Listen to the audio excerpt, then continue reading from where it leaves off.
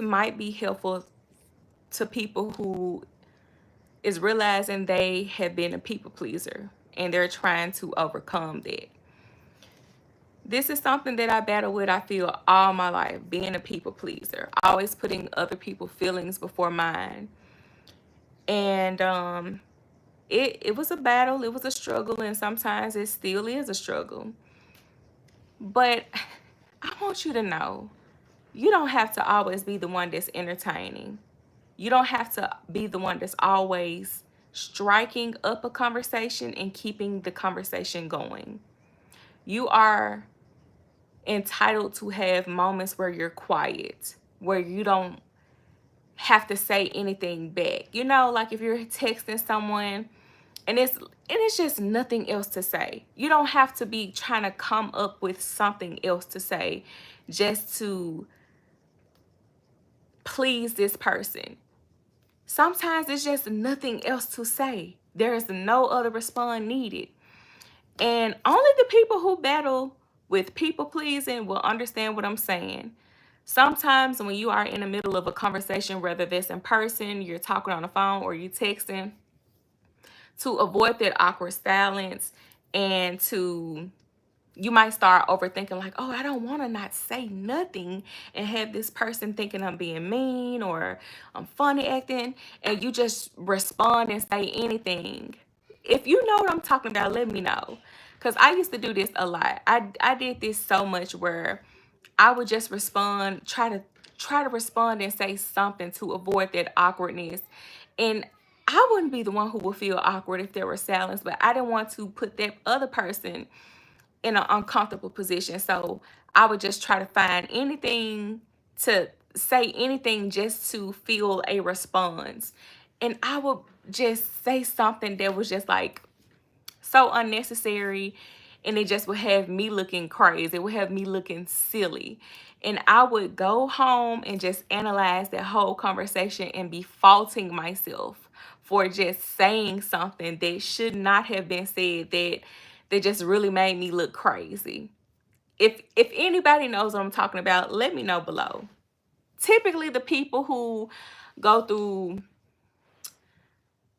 go you know who is battling being a people pleaser will know what I'm talking about, or those who have like social anxiety, you'll know what I'm talking about. You don't have to always entertain either. You are not obligated to entertain people. You don't have to be the one that's always being the life of the party, always entertaining and people keeping people going. I remember a while back, I was hanging out with this person, and every time it was like me and her, I would, be talkative, and I have this bubbly personality. I would be showing so much, showing my personality, being bubbly and all that.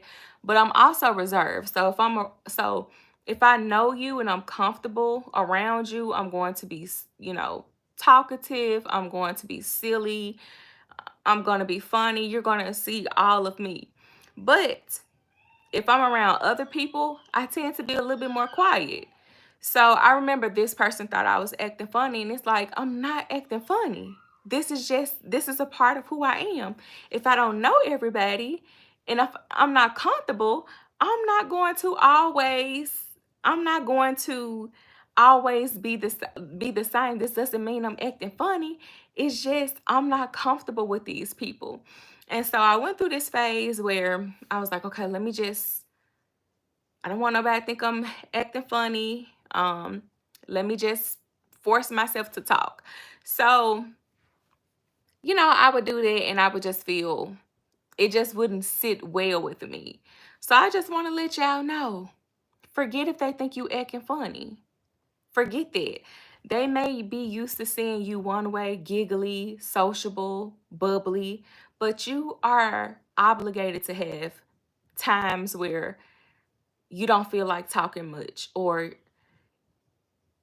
you don't feel bubbly all the time, and you're more laid back and you're observant. Usually the person who is the people pleaser is the entertainer, is the one who's keeping the conversation going, who's doing things to make people laugh. You're going out of your way to make a person laugh and you're being silly. You don't always have to do that. And for me, for some people, it might be a attention thing. But if this resonates on a level with you being a people pleaser, then I hope this video helps.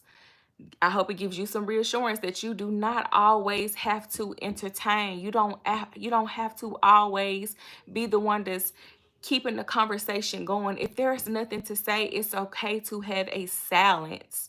It's okay to have that. You don't have to force yourself to say anything. And if a person thinks that you're acting funny or you're changing, let them think that. Those people don't know you, and if they're not trying to know you, even after you explain yourself, don't force this person to be in your life. Don't hold on to certain relationships and friendships just to please this person, just because you don't want to hurt their feelings. Don't hurt yourself trying to please other people. Don't hurt yourself trying to please and entertain and accommodate other people's feelings. You're hurting yourself. If you know that there is nothing else to say, just be quiet. It's okay. Because you know if you say something that does not correlate with the conversation, you're going to be thinking about that. You're going to be replaying it all day. And you're going to be feeling so embarrassed. Like, I should have not just said anything. I don't know. Maybe it's just me. Maybe this is just something I went through.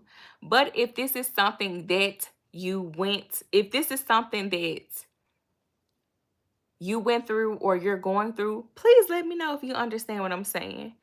You don't have to always say anything. It's okay. All right? All right, y'all. That's all.